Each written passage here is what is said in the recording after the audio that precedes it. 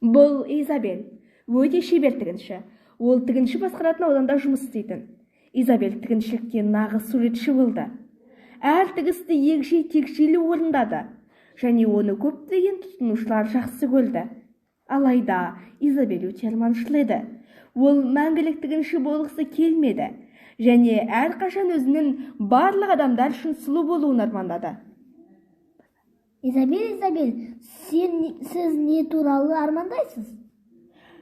Жақсы, армандауға ешкім тыйым салмайды ғой. Өкінішке орай, бұл рас болса қандай керемет. Менде саған бірдеңе бар. Армандауға уақыт болмас үшін ханымның пальтосын жөндеп бере аласыңыз ба? Бұл графияның өтініші еді. Мен мұндай сандақ сүйек пальтоға бірінші рет қол тигізуім. Керемет, мен оны бір рет киіп көрсем жақсы болар еді.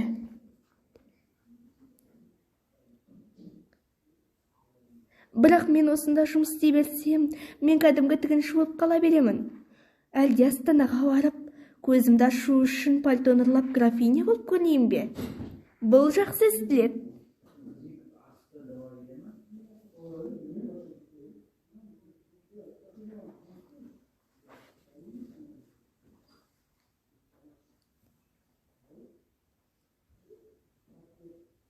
Нағыз ақ сүйекке ұқсаймын, солай емес пе?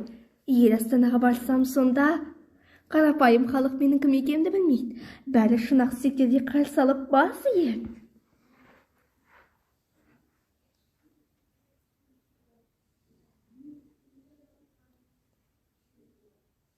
Сәлем, сіз бұл жерден Астанаға дейінгі қашықтықты білесіз бе? Білемін, осы жолмен жүре бер. Әлі бір күннен артық жол бар. Ал сен кімсің? Менің атым Молли, көрші аумақтан кеш графының қызы. Мен әкем өлмес бұрын оның кеңесімен Астанаға барамын. Мына қыз текті, сымбатты сияқты, онымен достасуға тура келеді. Ал мен осы елдің графинясының қызы Изабельмін. Мен де Астанаға бара жатырмын. Тамаша, екеуміз бір жолда жүрсек достасып, елордаға бірге барайық. Қуаныштымын.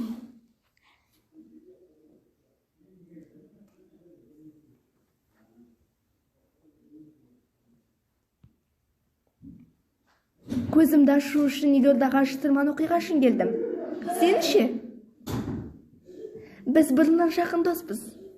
Сондықтан оны енді сенен жасырмаймын. Негізі мен өзімнің туған әкемді осы патшалықтан табу үшін сарайға келдім. Не? Бірақ сіз бала кезіңізден графпен бірге өмір сүрдім демедіңіз бе? Я, мені граф өсірді. Бірақ ол мені асырап алған әкем ғана. Өлер алдында ол маған бар шындықты айтты. Осыдан 20 жыл бұрын Молли дүниеге келгенде патша мен патшайым қатты қуанды. Алайда патшаның досы оны тауып алып, болжам жасайды. Молли сарайда қалса, патшалыққа қауіп төндіреді. Сондықтан патша ханшайымды сарайдан шығарып жіберу керек. Молли ересек болғанша ол осында оралуы мүмкін. Сондықтан патша баласын өзі сенетін кәрі графқа ханшайымға қамқорлық жасап тәрбиелеуді тапсырды.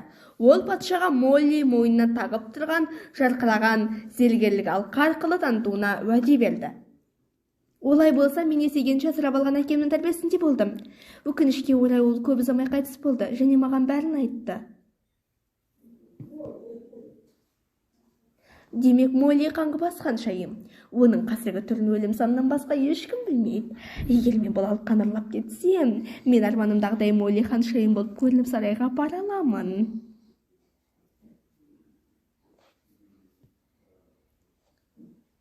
Сондықтан мен түсінемін. Жарайды, мұнай ма, тезірек демалып ал, мен қадағалаймын. Онда рахмет. Міне, ұстадым. Моллидің кепілге алған алқасы. Керемет. Осы уәдемен бұдан былай мен Молли ханшайым боламын. Мен қазір Астанаға баруым керек.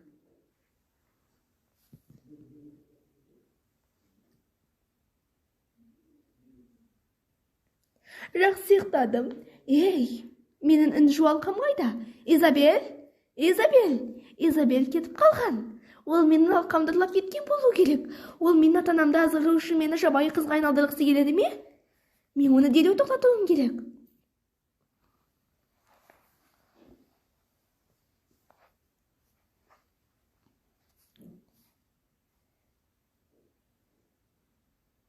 Ой, бұл Моллидің кепілдеген жуалқасы.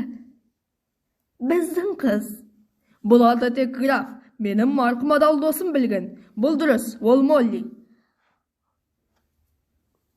Патша мен патшайымды құттықтаймыз. Қош келдіңіз, Молли ханшайым. Сонымен мен ең бастысы патша мен патшайымның сеніміне ие болдым. Менің арманым орындалуға жақын. Күте тұрыңыз, оның патша мен патшайымды алдауына жол бермеңіз. Әке, апа, мен нағыз Молли ханшайыммын, ол өтірікші. Әке, апа, мен оны жақсы білемін. Бұл Изабель, алдымен ол менің серіктесім болды. Содан кейін ол кепілді ұрлауға ниетті болды. Бақытымызға орай мен білдім. Әке, өтінемін, оны жазалаңыз.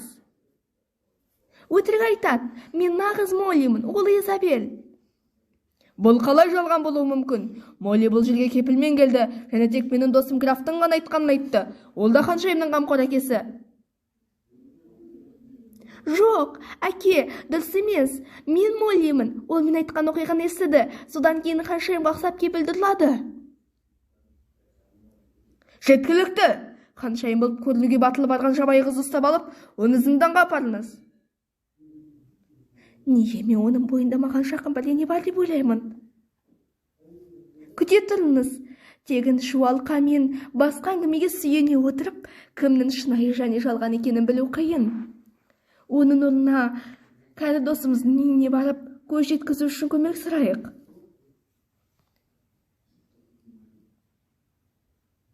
Жақсы, егер солай болса, онда екеуін Молли ханшайыммен басқалайық. Нағыз ханшайымның кім екенін анықтау үшін біз келесіңдер.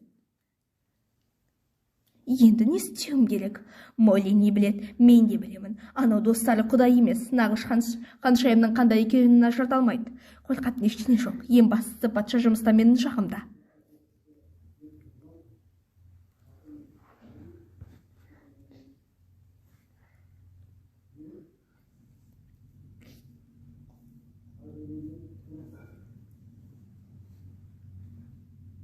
Біреуі ханшайым, екіншісі тігінші екенін сеземін.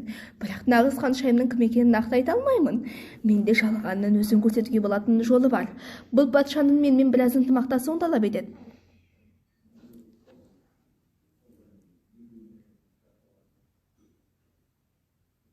Мен дайынмын. Баяғыда мен патшаға ханшайымды басқа жаққа жіберуге кеңес бердім. Бұл қарғыстың кесірінен болды. Ханшайым қарғысты көтеріп өзінің шынайы орнына оралу үшін өзіне матадан жасалған тәж жасауы керек.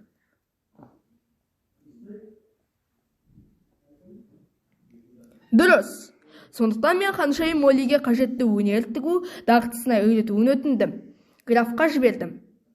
Айтпақшы, мен тексергім келеді. Ең әдемі тәж қалпағын кім жасай алады? Бұл нағыз ханшайым. Кәне бастайық.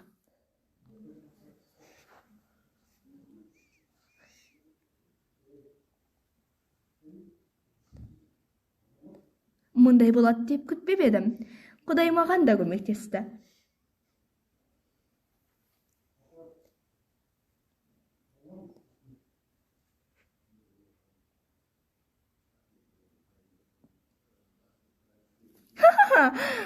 Менің тәжім дайын. Мына сұлуды көріп тұрсыздар ма? Не болып жатыр? Неге екеуіңіз маған олай қарап тұрсыздар? Кез келгеннің өз міндеті бар, ал сен тігуге өте шеберсің. Изабель, сен өтірік ханшайым екеніңді мойында. Нағыз ханшайымды таққа отырушымен таңдадым. Сондықтан мен оны графқа бергенде Моллиге тігіншілікті емес, басқаруды үйретуін өтіндім. Демек, нағыз ханшайым тігіншіліктен ештеңе білмейді. Мұндай әдемі матадан тәжді тек тігінші ғана жасай алады. Кешіріңізші, менің патшамен патшайымым. Расында мен тігінші Изабельмін. Жолда ханшайыммен дос болдым. Мен ашкөз болдым және өзімді Молли ханшайым ретінде көрсеттім. Мен кешіріңіз.